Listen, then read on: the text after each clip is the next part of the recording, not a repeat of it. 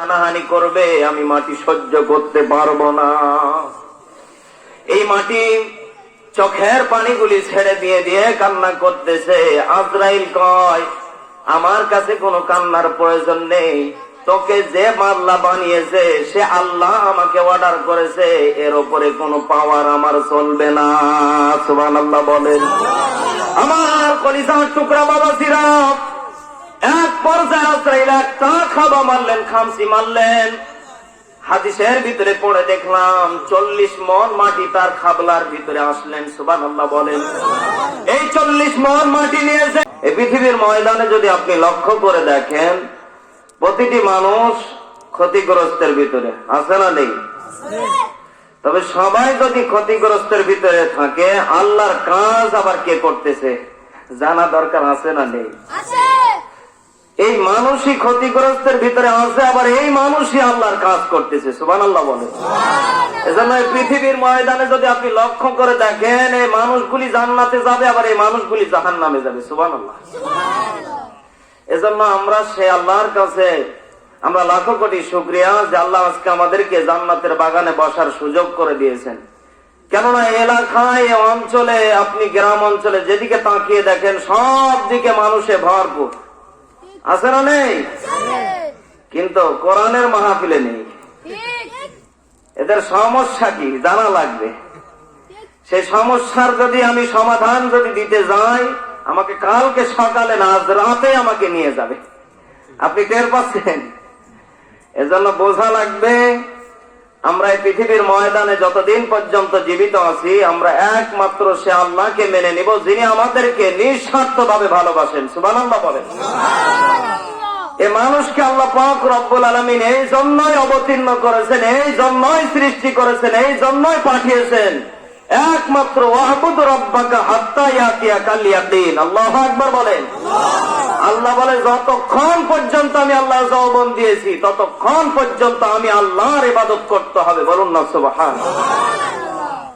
আজকে পৃথিবীর ময়দানে যদি আপনি লক্ষ্য করে দেখেন, আমি গতকালকের আগের দিন আমার প্রোগ্রাম ছিল বগুড়াতে। কোথায় আরো জোরে বলেন? বগুড়া মহাস্থানগড়। কোথায়? সেখানে আমি রাত বাজে 12টা। আমি প্রোগ্রাম শেষ করার পরে আমি একটু আমার ক্যামেরাম্যানকে বললাম যে চলো তো দেখি বাবার দরবারে একটু যেয়ে দেখি কি কাণ্ড হয়। তো যাওয়ার পরে আমি যা দেখলাম, আসলে এগুলি যদি আপনাদেরকে বলি, এই পৃথিবীর ময়দানে বহু মানুষ আছে আজকে এই বাবার পায়ের নিচে লেলিয়ে যায়, দুলিয়ে যায়, শুয়ে পড়ে, বাবার পা চাটা গোলাম এই পৃথিবীর ময়দানে আছে না নেই? আর ওখানে বলেন আছে না নেই? মুসলমান এখন থেকে সাবধান হতে হবে। এই বাংলার জমিনে যতক্ষণ পর্যন্ত কোরআন আছে, যতক্ষণ পর্যন্ত ওলিয়া উলিয়া আছে, এদেরকে বন্ধুদেরকে বাংলার জমিনে ঠাই দেব না। কথা বলেন ঠিক কিনা? কেন?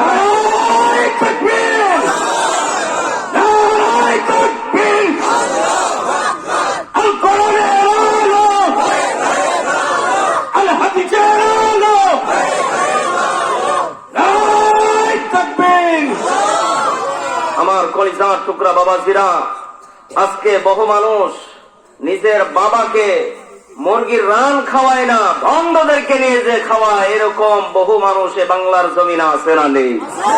এগুলি থেকে বিরত থাকতে হবে, না হলে অবশ্যই অবশ্যই আপনাকে কিয়ামতের ময়দানে জবাবদিহি করা লাগবেই। কথা বলেন ঠিক কিনা? আল্লাহ পাক রব্বুল আলামিন পবিত্র কোরআনুল কারীমের ভিতরে সুন্দর করে ঘোষণা করে জানিয়ে দিলেন, হে আমার বান্দা বান্দীরা, এই পৃথিবীর ময়দানে তোমাকে সৃষ্টি করার আগে আমি আল্লাহ বহুবার গবেষণা করেছি, বহুবার চিন্তা করেছি। আল্লাহু আকবার বলে। এই পৃথিবীর ময়দানে বান্দা, তোমাকে সৃষ্টি করার আগে একটা জাতিকে আমি পাঠিয়েছিলাম। সেই জাতির নাম কি? বলেন বলেন। সেই জাতির নাম হচ্ছে জিন জাতি। আল্লাহ বলেন, ওয়ামা খালাকাতুল জিন্না ওয়াল ইনসা ইল্লা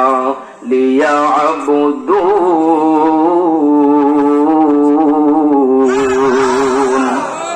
আল্লাহ পাক বললেন, ওয়ামা খালাকাতুল জিন্না।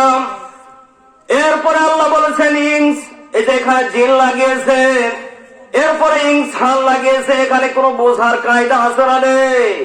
বহু বক্তা চোখ বন্ধ করে আলোচনা করে চলে যায়, আল্লাহ মা খালাকতুল জিন্না ওয়াল ইনসা ইল্লা লিয়াবুদুন। আল্লাহ আমাদেরকে সৃষ্টি করেছেন তার দাসত্ব করার জন্য, কিন্তু এর ভিতরে যে মশলা আছে এগুলি জানা দরকার আছে না নেই? এর গভীরে আমি যখন যাব আপনি টের পাবেন আমির হামজা কাকে বলে। এটা বলেন, আপনি না বুঝার কারণে আজকে হলেও ঠিক না হলেও ঠিক, যার কারণে তো আমির হামজা ভাই জেলখানাতে ছিল। বোঝা লাগবে। বহু বক্তা আলোচনা করে মূল অংশ বলে না, ওপর ওপর তাফসীর করে চলে যায়। এরকম বক্তায় বাংলার জমিনে আছে না নেই? মূল অংশ বের করা লাগবে। এখানে কি আমি গবেষণা করে পেয়েছি? আল্লাহ বলেন ওমা খালাকতুল জিন্না, এই পৃথিবীর ময়দান আমি জিন জাতিকে পাঠিয়েছিলাম, এর বাস্তব প্রমাণ আজাজিল। কথা বলেন। আমার কলিজার টুকরা বাবা জিরাম, এই যে আল্লাহ জিন জাতিকে সৃষ্টি করলেন, এবার বলেন তো দেখিয়ে জিন জাতি পৃথিবীর ময়দানে আসার পরে তারা আল্লাহর সাথে নাফরমানি, কাটাকাটি, হানাহানি করেছে কি করে নাই? তারা নিজেদের প্রতি নিজেরাই জুলুম করেছিল, আল্লাহর সাথে শিরক করেছিল, নাফরমানি করেছিল, তারা নিজেদের প্রতি নিজেরা জুলুম করেছিল। আল্লাহ বলল বান্দা, হে ফেরেশতারা, এরা যদি এইভাবে চলতে থাকে আমি আল্লাহর ইবাদত কারা করবে? আল্লাহ বলে এদেরকে সরাতে হবে।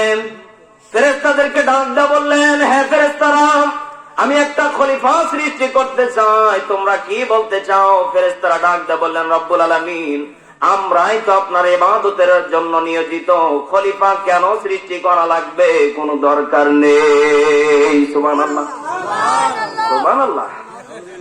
বলেন এই তো ব্যারাম এখানে লুকিয়ে আছে।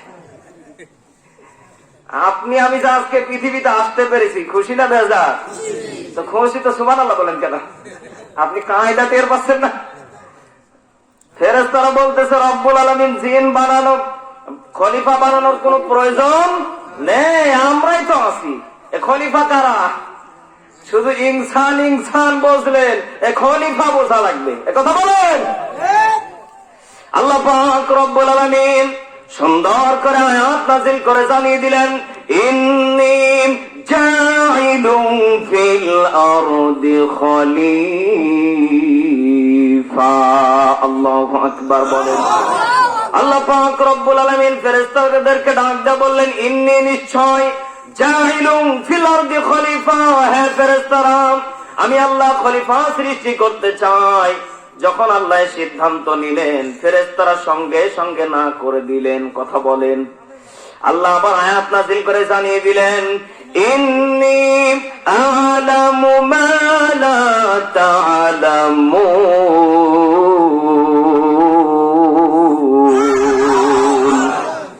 আল্লাহ পাক রব্বুল আলামিন সুন্দর করে ঘোষণা করে জানিয়ে দিলেন, ফেরেশতাদেরকে জানাইতেছেন, ইন্নী নিশ্চয় আমি আল্লাহ জানিয়ে দিলাম, আ'লামু আমি আল্লাহ যা জানি, মা লা তা'লামুন তোমরা তা জানো না।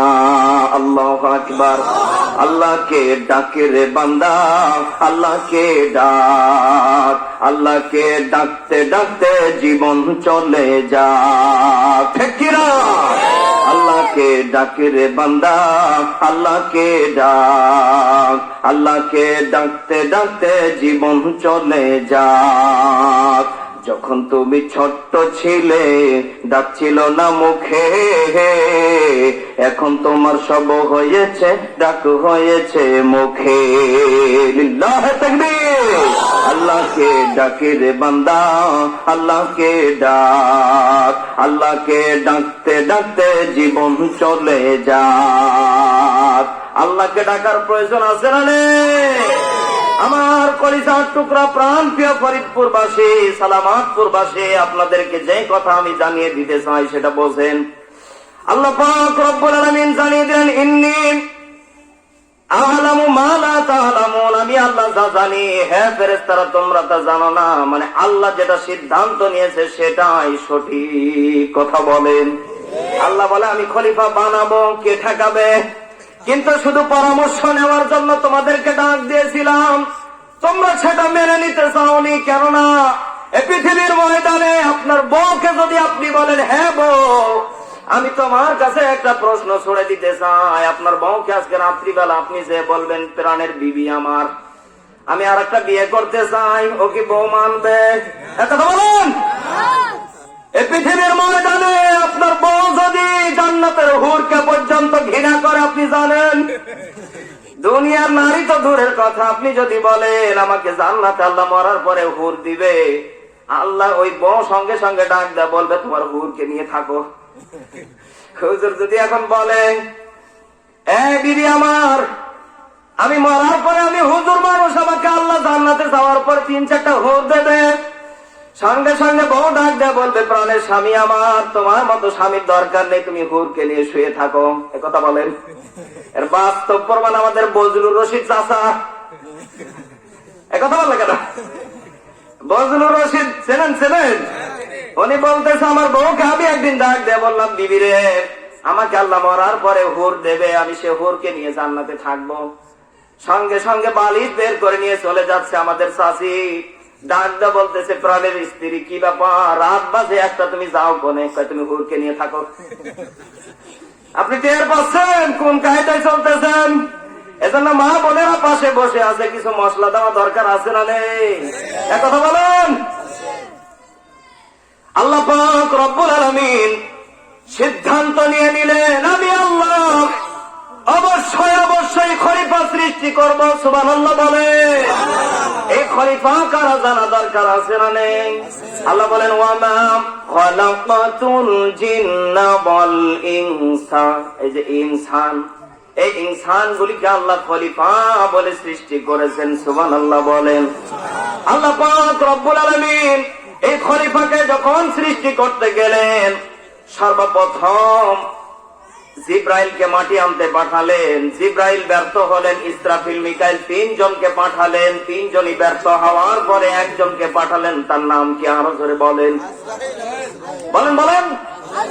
আজরাইলকে পাঠালেন। আজরাইল বলতেছে, রব্বুল আলামিন আমাকে যে দায়িত্ব দিয়েছেন, আমি তো 100তে 100 পারবো। সুবহানাল্লাহ বলেন। আজরাইল তো এটা আমার কাছে দেওয়া পারি না, এজন্যই তো তোকে লাগবে। সুবহানাল্লাহ বলেন। আজরাইলকে আল্লাহ রব্বুল আলামিন, আচ্ছা বাজান, আপনারা কি রাগ করতেছেন? লিল্লাহি তাকবীর, লিল্লাহি তাকবীর। টুকরা বাবাজিরা একটু খেয়াল করে শোনেন। আজরাইলকে আল্লাহ রব্বুল আলামিন পাঠালেন, হে আজরাইল যাও, তোমাকে মাটি আনা লাগবে। আজরাইল গেলেন মাটি আনতে। যাওয়ার পরে মাটি দাগ দা বলতেছে, হে আজরাইল, তোমার অতীতে 3 জন এসে আমার কাছ থেকে ফিরে গেছে, শুধু একমাত্র আমার কান্না দেখে। সুবহানাল্লাহ বলেন। আজরাইল, তোমাকে আমি ফিরিয়ে দিতে পারি না, কিন্তু তোমার দিলে কি একটু দয়া মায়া নেই? আমার হানাহানি করবে, আমি মাটি সহ্য করতে পারবো না। এই মাটি চোখের পানিগুলি ছেড়ে দিয়ে দিয়ে কান্না করতেছে। আজরাইল কয়, আমার কাছে কোনো কান্নার প্রয়োজন নেই, তোকে যে আল্লাহ বানিয়েছে সে আল্লাহ আমাকে অর্ডার করেছে, এর উপরে কোনো পাওয়ার আমার চলবে না। সুবহানাল্লাহ বলেন। আমার কলিজার টুকরা বাবাজিরা, এক পর্যায়ে আজরাইল একটা খাবা মারলেন, খামসি মারলেন। হাদিসের ভিতরে পড়ে দেখলাম 40 মণ মাটি তার খাবলার ভিতরে আসলেন। সুবহানাল্লাহ বলেন। এই 40 মণ মাটি নিয়েছে বাবা আদমকে সৃষ্টি করলেন। আমি শটে মারতেছি বলছেন। এই বাবা আদমকে সৃষ্টি করার সঙ্গে সঙ্গে বাবা আদম যখন আসলেন, আসার পরে বাবা আদম পৃথিবীতে আসার পরে শুকরিয়া আদায় করে পড়লেন আলহামদুলিল্লাহ। কি পড়লেন? আজকে ফরিদপুরে কি বেশি বিখ্যাত আপনাদের ফরিদপুরে? পাট। এই পাট যখন আপনি বেশি পান, শুকরিয়া আদায় করেন। আবার যে বছর একটু কম পান, আল্লাহকে গালি দেন, এরকম মানুষ আছে না নেই? নেই? উনি বলতেছে নেই, আছে। সব ধরনের মানুষের জমিনে আছে, কথা বোঝা লাগবে। কথা বলে এত আজাব, এত গজব আসতো না যদি এই ভালো মানুষ, সোনার মানুষগুলি যদি শয়তানে না রূপান্তরিত হতো। কথা বলেন, বোঝা লাগবে। আল্লাহ পাক রব্বুল আলামিন সুন্দর করে জানিয়ে দিলেন, আমি যাদেরকে সৃষ্টি করেছি, হে শয়তান, হে ইবলিস, শুনে রাখো, হে আযাজিল, তোমাকে আমি একটা কথা বলে দিতে চাই, এ আদমের যারা সন্তান হবে এরা প্রতিটা কাজে আমি আল্লাহর শুকর আদায় করবে। সুবহানাল্লাহ বলেন। কিন্তু আমরা আদমের সন্তান আমরা দাবি করি, কিন্তু আমরা সে কায়দায় চলি, বলেন সে কায়দায় তো আমরা চলি না, যার কারণে মরার পরে আপনার আমার শাস্তি আছে না নেই? এটা কোরআন হাদিসের কথা না, মুফাসসিরিনে কেরাম লিখেছেন। আমি এই গল্পটা শোনাই, আপনি একটু বোঝার চেষ্টা করেন। যারা এখনো পর্যন্ত নামাজ পড়েন না, লাঠি পিটা করেও নামাজ পড়ানো যাবে দৈন্তান্বয় আকারে? হ্যাঁ না না বলেন বলেন, দৈন্তান্বয় আকারে। কিন্তু এই আলোচনা শোনার পরে যদি আপনি একটা টার্গেট নিতে পারেন, যদি আমলের নিয়তে যদি নিতে পারেন, আমার বিশ্বাস আপনি আজকে ফজর থেকে নামাজ পড়বেন। কেননা মুসলমানকে দেখেন কিভাবে ইবলিস শয়তান ডাক দিয়ে পরামর্শ করলো, বোঝেন? ইবলিস শয়তান একদিন ডাক দিয়ে বলতেছেন, হ্যাঁ, একজন মুসলমান ব্যক্তিকে ডাক দিয়ে বলতেছে, মুসলমান এদিকে আসো, আল্লাহর বান্দা। আল্লাহর বান্দা গেলেন, যাওয়ার পরে বলতেছে, কে তুমি? আমি ইবলিস শয়তান। সুবহানাল্লাহ সুবহানাল্লাহ। ইবলিস শয়তান যদি আপনাকে ডাক দেয়, আপনি তো প্রস্রাব করে ফেলবেন, একথা বলে।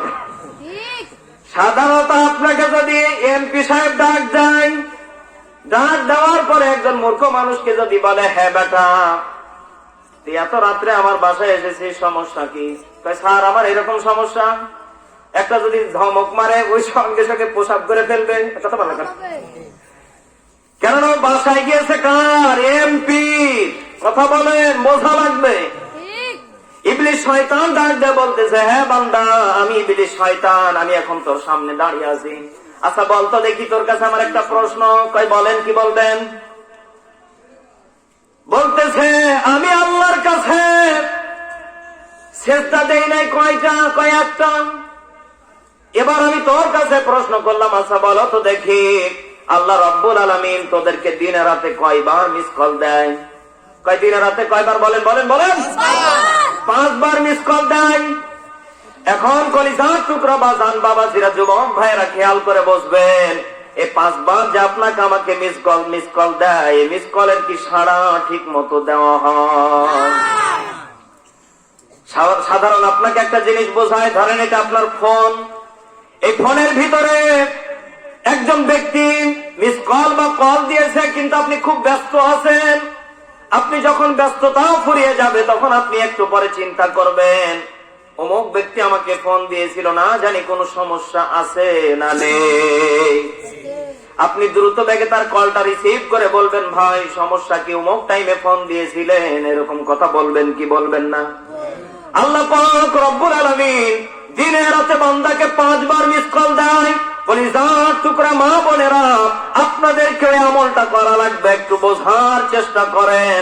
কেননা আমি ছোট মানুষ, আপনাদেরকে যতটুকু কথা বলবো ততটুকু আমলের নিয়ত যদি নিতে পারেন, কায়দার উপরে মায়ের হবে যদি বোঝেন, আমল যদি করে যেতে পারেন, জান্নাত দিবেন তিনি কে? আমার মা বোনেরা, এই জায়গাতে দিনে রাতে আপনাকে আমাকে মিস কল দেয় কয়বার? আরো জোরে বলেন। আল্লাহ পাক রব্বুল আলামিন দিনে রাতে 5 বার মিস কল দেয়। এবার ইবলিস শয়তান ডাক দিয়ে বলতেছে, বেটা দিনে রাতে তোদেরকে 5 বার মিস কল দেয়, এবার বলো তো দেখি সাড়া দাও কয়বার?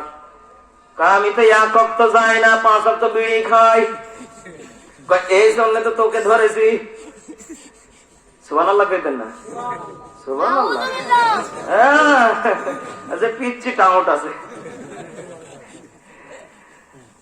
ইবলিস শয়তান কয়, এই জন্য তো তোকে ডাক দিয়েছে, আমি বুঝে শোনেন আমার বাবাজিরা। এবার ইবলিস তাকে ডাক দেয়, বলতেছে, হ্যাঁ বেটা দিনে রাতে তোদেরকে আল্লাহ 5 বার ডাক দেয়, একবারও সে আল্লাহর ডাকে সাড়া দিস না। আচ্ছা বলো তো দেখি, আমি আল্লাহর কাছে কয়টা সেজদা দেই নাই? আপনারাই বলেন বলেন বলেন। একটা ইবলিস শয়তান কি দেয় নাই? সেজদা দেয় নাই। ইবলিস আবার দুঃখ নিয়ে চোখের পানিগুলি ছাড়া দিয়ে দিয়ে কান্না করে বলে, হ্যাঁ বেটা বাবা তোদের জাত, তোরা 5টা আল্লাহকে সেজদা পারিস না 5 বার, আমি ইবলিস একটা সেজদা না দেওয়ার কারণে আমি যদি ইবলিস হতে পারি আজাজিল থেকে, তুই এত বড় আল্লাহর একজন বান্দা, কিভাবে তুই আমার চাইতে এখনো ভালো মানুষে পৃথিবীতে বেঁচে আছিস? একটু জবাব দে। নাউজুবিল্লাহ বল। এখান থেকে আমি যেটা গবেষণা করে পেয়েছি, যারা নামাজ পড়ে না এরা হচ্ছে ইবলিসের চাইতে বড় ডবল টাইটেল ইবলিস। কথা বলেন ঠিক কিনা? এদের জন্য বাংলার জমিনে আলেম ওলামা জেলখানাতে আলেম ওলামারাও কথা বলতে পারে না মাঠে ময়দানে। কথা বলেন ঠিক কিনা? এরা ইবলিসের সৌরভ ধরে থাকে। কেননা ইবলিসের সৌরভ ধরার কারণে এদের চেহারার ভিতরে বড় বড় টুপি থাকে, দাড়ি থাকে, কিন্তু এরা ইবলিস শয়তানের চাইতে বড় টাইটেল ওরা ইবলিস।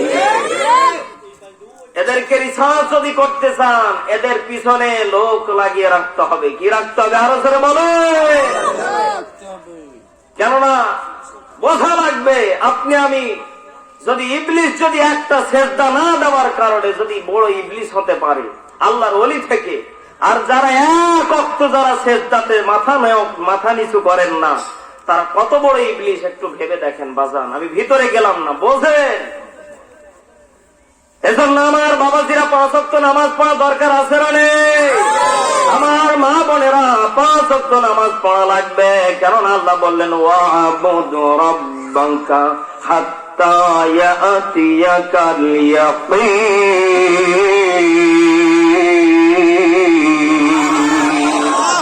আল্লাহ পাক রব্বুল আলামিন সুন্দর করে ঘোষণা করে জানিয়ে দিলেন, হে বান্দা বান্দিরা, যতক্ষণ পর্যন্ত যৌবন থাকবে ততক্ষণ পর্যন্ত আমি আল্লাহর ইবাদত চলবে।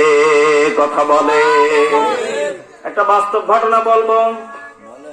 আমি একদিন জুমার নামাজ পড়াইতেছি, আমার এক মুসল্লিকে আমি আবার জানালার ফাঁক দিয়ে প্রসাবখানা বাথরুম দেখা যায়। কি দেখা যায়? আরো জোরে বলে।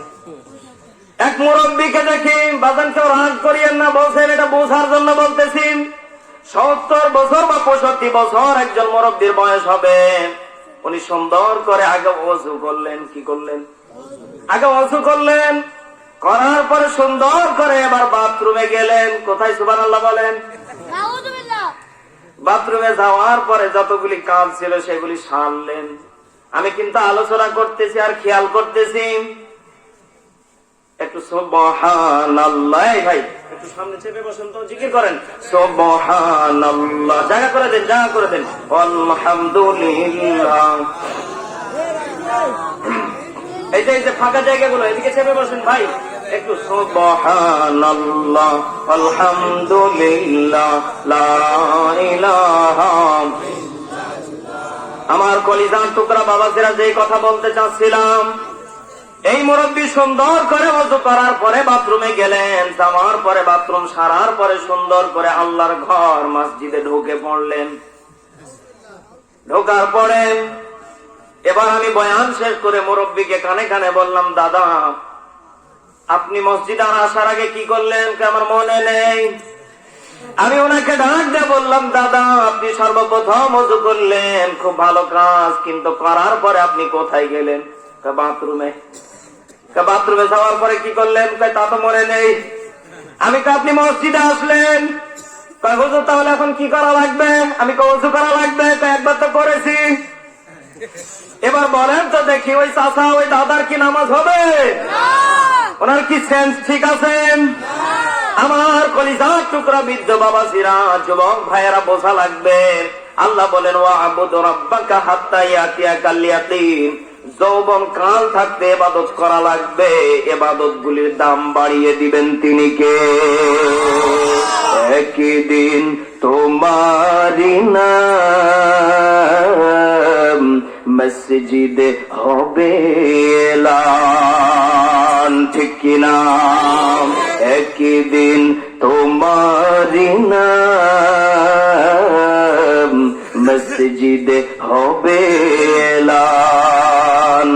তৈরি থেকো, তৈরি রেখো, কবরের মাল সামান। একদিন তোমারি নাম মসজিদে হবে এলান।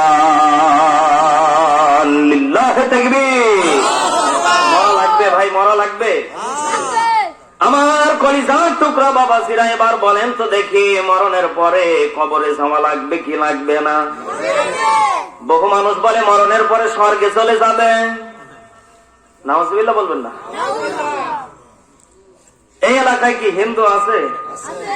হিন্দু ভাইয়েরা গভীর মনোযোগ দিয়ে আমার আলোচনাটা শোনেন। আপনাদের বাইবেল যাই বলেন না কেন, কিছুটা হলো আমি সেখান থেকে এলেম অর্জন করেছি। আগে বোঝেন আমি কি বলতে চাই। আপনার বাইবেল আপনি গবেষণা করতে পারেন। আমার আল্লাহর কোরআন থেকে আমি যেটা রিসার্চ করে পেয়েছি, আপনাদেরকে শুধু একটু আমি ইনফরমেশন জানিয়ে দিতে চাই। মরণের পরে মানুষ কোথায় যাবে এগুলি জানা দরকার আছে না নেই? আমরা জানি মরণের পরে কবরে যাওয়া লাগবে। হিন্দু ভাইয়েরা বলে মরণের পরে স্বর্গে চলে যাবে। কথা বলেন, কথা বলেন। আল্লাহ পাক রব্বুল আলামিন সুন্দর করে ঘোষণা করে জানিয়ে দিলেন, কুল্লু নাফসিন যায়িকাতুল মাউত সুম্মা ইলাইনা তুরজাউন।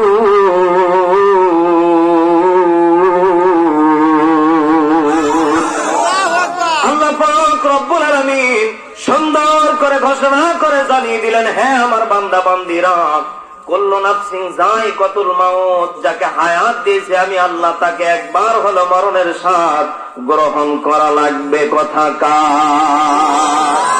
আমার বাবাজিরা, মরা লাগবে, মাস্ট ভি, মরা লাগবে অবশ্যই অবশ্যই, এটা বোঝা লাগবে। মরণ কাউকে ছাড় দিবে না, যাকে হায়াত দিয়েছে তাকে মরা লাগবেই লাগবে। আল্লাহ বললেন সুম্মা ইলাইনা তুরজাউন, মরণের পরে স্বর্গে চলে যাবেন। একই শ্বশুর বাড়ি গেলাম আর মাছের কাল্লা দিয়ে খাওয়া দিয়ে দিল, চলে আসলাম না, বোঝা লাগবে। আল্লাহ বললেন সুম্মা ইলাইনা তুরজাউন, আমি এখান থেকে যেটা গবেষণা করে পেয়েছি, আমি আল্লাহর কাছে আবার তোমাকে পুনরায় ভাবে আমি আল্লাহর কাছে ফিরে আসা লাগবে। কথা কার? সে আল্লাহর কাছে আবার ফিরে যেতে হবে। এবার অনেকেই বলে মরার পরে আল্লাহ পাইপ দিয়ে উঠিয়ে নিয়ে যাবে। আমি যখন ছোট ছিলাম, আমার বাবাকে আমি ডাক দিয়ে বললাম, বাবা, এই যে কবরে লাশগুলি রেখে দেওয়া হয়, এই লাশগুলি কি রাত্রিবেলা কি আল্লাহ পাইপ দিয়ে নিয়ে যায় নাকি? আপনি কি ভাবেন না? এগুলি মনে ভাবনা আসে কিনা?